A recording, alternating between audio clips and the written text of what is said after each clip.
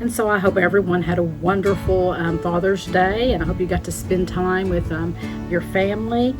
And if you have a father that has already gone on, I do. My dad passed in 2020, and so he's been gone almost 4 years. He died in October of 2020. And, that's a hard thing. Father's Day,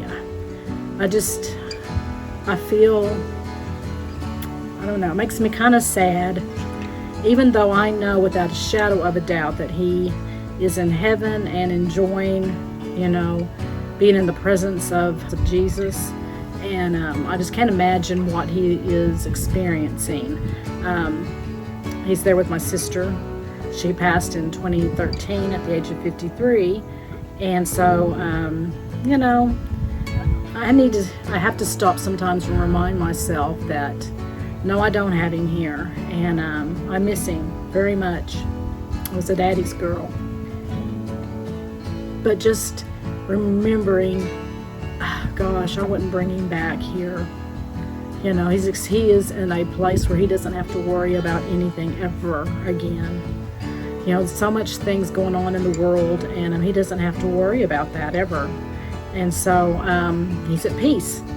And so that's a blessing in itself. And so I just wanted to take time to wish you all, all you fathers, a happy Father's Day. And my topic for the motivation this week, I've talked about fear before, but it was actually, that was what our sermon was about this week.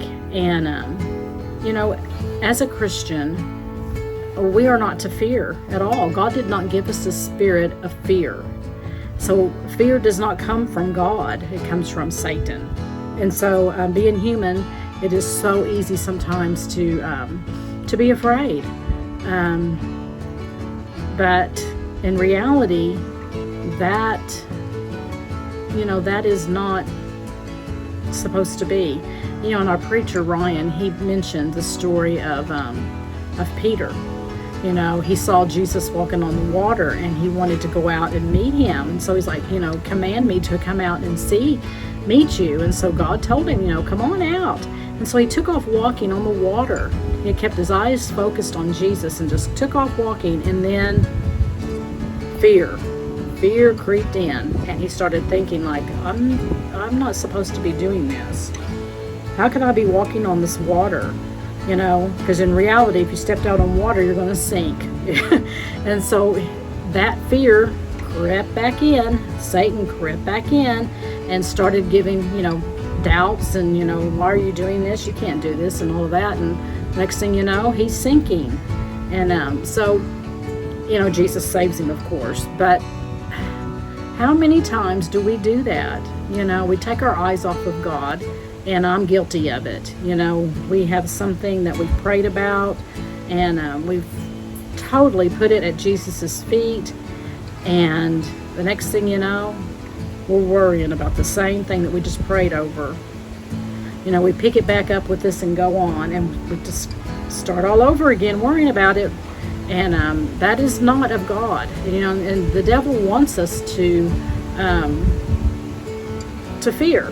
To be afraid. He wants us to count on him, not on Jesus, and so that's something, that really hit me. And even though it's a lesson that I have learned, gosh, when I was a little bitty kid, I remember that story.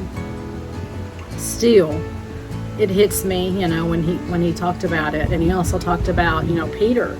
And we are often like Peter. Peter loved God and wanted to do what was right, but also he let fear creep in. And Jesus told him, this is going to happen. You're going to deny me 3 times before the rooster crows. You're going to already have denied my name. And he's like, no, I won't. Well, guess what? He was approached 3 times by different ones, saying, hey, don't you know Jesus? You were with him. And he denied all of it because of what? Fear. He was scared. He didn't know what was going to happen to him. It scared him. And then what? The rooster crows. And then he just repented, and he felt so bad for what he had done. And we do that.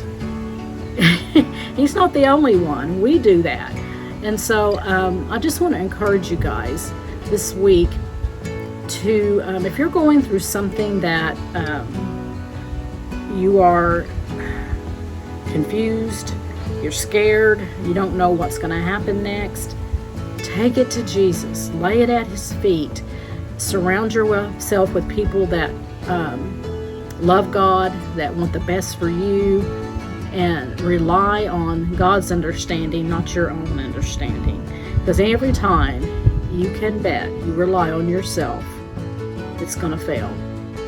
It's not going to go right. Or it may go right, but it won't last. I mean, something always goes wrong. You've got to let God take control of your life and your situation. And so I just wanted to encourage you to just do just that. And I have had, some people tell me, Susie, I don't believe like you do. Or I even got a message from someone that said, oh no, not more of that Christian crap, and I'm thinking, that's okay. Everyone is entitled to their own opinion. But this is what I believe, and I know that anytime I have had troubles in my life, anytime things weren't going smooth, I have reached, for God's help, and he has helped me. And so, like I said, this may not be for you, and that's fine. But this is what I believe, and I want to encourage you. If you are searching, and you want to know Jesus as your personal Savior, if you're wanting to get your life on track, guys, please reach out to me. I would love to visit with you. Today's motivation video isn't very long.